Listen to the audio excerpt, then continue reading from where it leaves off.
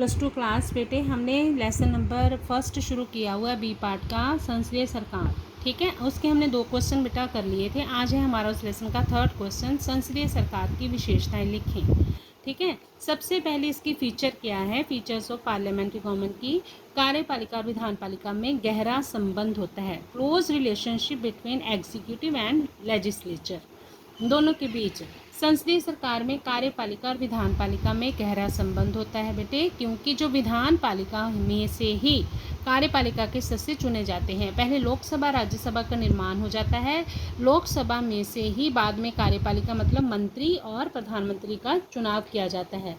जिस पार्टी को लोकसभा में बहुमत प्राप्त होता है उसी दल का नेता हमारा प्राइम मिनिस्टर बनता है और बाद में वो अपनी ही पार्टी के सदस्यों को मंत्री बनाता है अपने। इस तरह से दोनों के बीच रिलेशनशिप हो गया ना बेटे, और ये दोनों ही जो है वो जनता के प्रति रिस्पॉन्सिबल बने रहते हैं। सेकंड क्या है, इसमें नामात्र और वास्तविक कार्यपालिका में अंतर किया जाता है, distinction between nominal and real executive.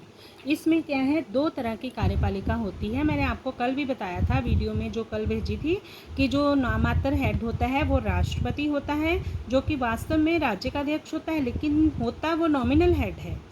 जो वास्तविक कार्यपालिका है वो मंत्रिपरिषद होती है और वो राष्ट्रपति की शक्तियों का वास्तव में प्रयोग करती है।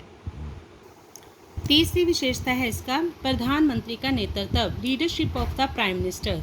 संसदीय सरकार में मंत्रिपरिषद का नेता जो है वो प्राइम मिनिस्टर होता है, इसलिए उसी के नियंत्रण में मंत्रिपरिषद काम करती है। वही मंत्रियों की सूची भी बनाता है, विभागों का विभाजन भी करता है और ज़रूरत पड़ने पर उनके विभागों में बदलाव भी लाता है। जैसे एक मंत्री को हेल्थ डिपार्टमेंट दे दिया गया, लेकिन उस मंत्री को देखा जाता है कि उस हेल्थ डिपार्टमेंट को संभालना ही नहीं आता, तो जो प्राइम मिनिस्टर है ना बेटा, उसका विभाग जो है वो चेंज कर सकता है, उसे फिर कोई और डिपार्टमेंट दे दिया जाता है जिसे वो अच्छी तरह से चला सके।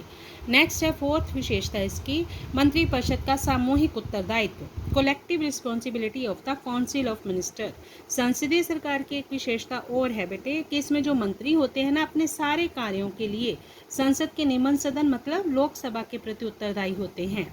लोकसभा के प्रति ही उन्हें जवाब देने पड़ते हैं, इसलिए कहा जाता है कि मंत्री जो है इकट्ठे डूबते भी हैं और इकट्ठे तैरते भी हैं। क्योंकि बेटा अगर लोकसभा में किसी एक मंत्री के खिलाफ निंदा प्रस्ताव पास हो जाता है ना, तो उसके लिए पूरे मंत्रिमंडल को त्यागपत्र देना पड़ता है। मतलब एक मंत्री की गलती का नतीजा पूरा मंत्रिमंडल भुगतता है, इसलिए इसे हम कहते हैं कि सामूहिक उत्तरदायित्व।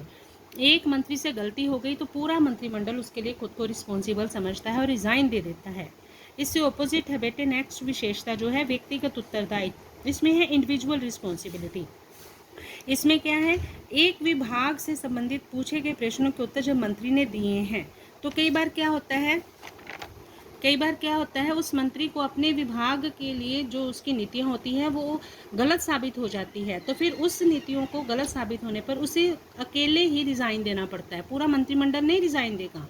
मतलब एक मंत्री ने गलती की है तो सिर्फ वही रिज़ाइन देगा, ये होता है इंडिविजुअल रिस्पॉन्सिबिलिटी।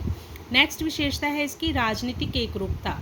इसमें क्या होता है बेटे कि जब प्रधानमंत्री बन गया है, जिसको लोकसभा में बहुमत प्राप्त दल है वो प्राइम मिनिस्टर बन गया है, तो उसने जब अपने लिए मंत्री चुनने हैं ना, तो उसने मंत्री चुनते समय ये देखना है कि सारे मंत्री एक ही पॉलिटिकल पार्टी से हों, क्योंकि अलग अलग पॉलिटिकल पार्टी के अगर वो मंत्री होंगे तो फिर उनके विचार एक जैसे नहीं होंगे, और अगर ये विचार एक जैसे नहीं होंगे तो अगर ऐसा मंत्रिमंडल बन जाएगा जो मिले जुले होंगे मंत्री, जिसमें अलग अलग पार्टियों के होंगे मंत्री, तो वो अधिक समय तक नहीं टिक सकते। राजनीतिक एकरूपता का मतलब है कि सभी मंत्री एक ही पार्टी से लिए जाए। नेक्स्ट है लास्ट विशेषता गोपनीयता। संसदीय सरकार में सरकार के रहस्यों को गुप्त रखा जाता है और उन्हें शपथ दिलाई जाती है पहले ही कि वो जो बातें बैठक में होंगी वो जनता को नहीं बताएंगे। ये है बेटे सीक्रेसी, गोपनीयता। कंक्लूजन क्या है, इस सारी विशेषताओं को पढ़ने के बाद हम कह सकते हैं कि ये सारी विशेषताएं इंडिया में हैं, इसलिए भारत में संसदीय सरकार है।